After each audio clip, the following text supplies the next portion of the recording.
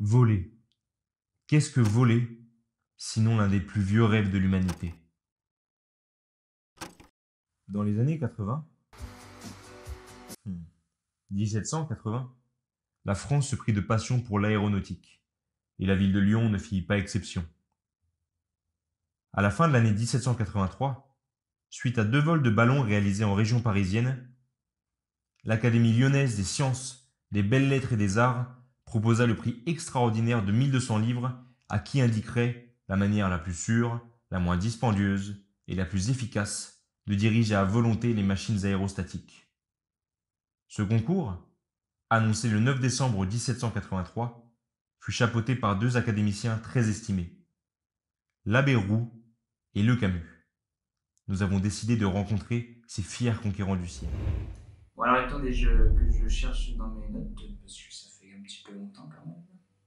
Alors, 1781, 82, 83. Ah, voilà, 1784. Le concours de 1784 consacré aux aérostats. Alors, vous voulez peut-être qu'on vous explique comment fonctionnaient les concours à l'époque? Les concours, c'est très simple. À l'époque, l'académie était divisée en 3 activités principales: les séances publiques, les séances privées et les concours. Les concours avaient 2 fonctions principales. La première, mesurer le rayonnement de l'académie vis-à-vis de la population, et la seconde, venir en aide à la cité sur des domaines très précis, que ce soit politique, économique, logistique, etc., etc. Et il y avait en moyenne à peu près un concours par an. Donc pour choisir l'intitulé des sujets de mémoire, une commission se réunissait et discutait des enjeux et des problèmes majeurs de l'actualité. Une fois le sujet trouvé, on définissait un prix et on invitait toute la population française à venir y apporter une réponse adéquate.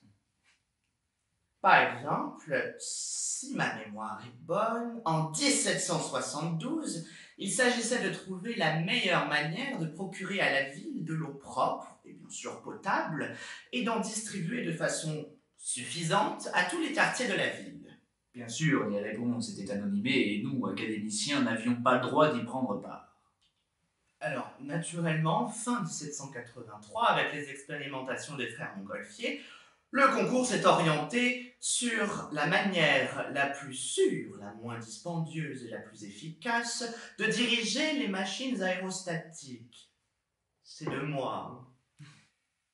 Bon, alors personnellement, j'avais proposé un titre qui me semblait, à mon sens bien évidemment, beaucoup plus limpide, beaucoup plus clair et beaucoup plus éloquent. La manière la plus efficace, la plus sûre et la moins dispendieuse de diriger à volonté les machines aérostatiques. Bref. On ne s'est pas montré avare pour ce concours, loin s'en faut.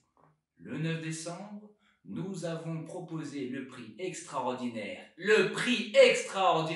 de 1200 livres, pour qui donc apporterait une réponse satisfaisante. Mais on a été déçus. Déçus, déçus, déçus, déçus, déçus.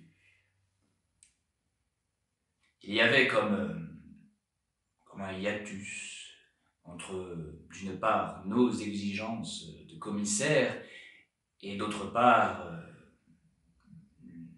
la disposition des candidats. Et puis, notre bon vieux Joseph Montgolfier ne nous a pas vraiment aidés lorsqu'il a tweeté que de toute façon, c'était impossible de diriger un aérostat. Comment être crédible après? On peut facilement dire que le concours battait de l'aile. Mais, à notre grande surprise, nous avons reçu cette année-là plus d'une centaine de mémoires. Mais aucun, ne présentait la moindre validité scientifique. Mon confrère l'abbé Roux a néanmoins eu le courage de les classer en 4 catégories distinctes. À propulsion, à voile, à traction animale ou par mimétisme animal. Des propositions toutes plus innovantes et créatives les unes que les autres, mais qui avaient la fâcheuse tendance à négliger les lois les plus élémentaires de la physique.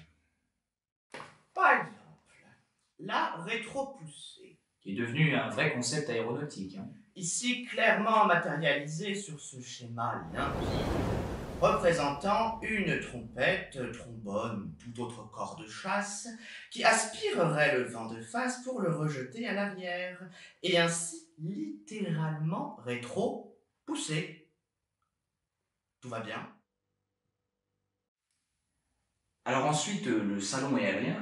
Alors bon, moi, un salon aérien, je dis oui. En plus, l'ambiance a l'air tout à fait chaleureuse, on a envie d'y être.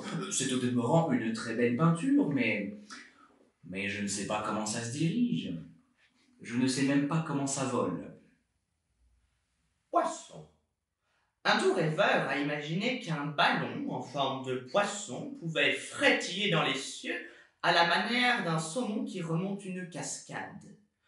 Malheureusement pour lui, il y a une légère différence entre l'eau et l'air.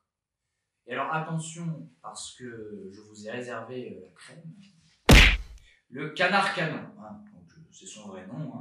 Alors le canard canon, un ballon qui se propulserait grâce au recul occasionné par des coups de canon tirés dans le ciel. Voilà. Bon, alors le concept de canon, on l'a bien compris. Alors pourquoi canard? Le mystère reste entier. Ah, la double hélice. Il s'agit d'un système de pédalier situé dans la nacelle, qui serait à même de faire fonctionner deux hélices permettant de soulever l'entièreté du globe aérien. Une solution, ma foi, fort viable, si tant est qu'on ait de bonnes jambes. On a dû faire des concessions. On a partagé le prix en deux pour le remettre aux propositions de Gouin et Mercier, les deux plus viables, enfin, les moins respectueuses de la gravité. Nonobstant ce, peut-être que notre intitulé était trop terre-à-terre, quand nos candidats, eux, avaient la tête dans les nuages.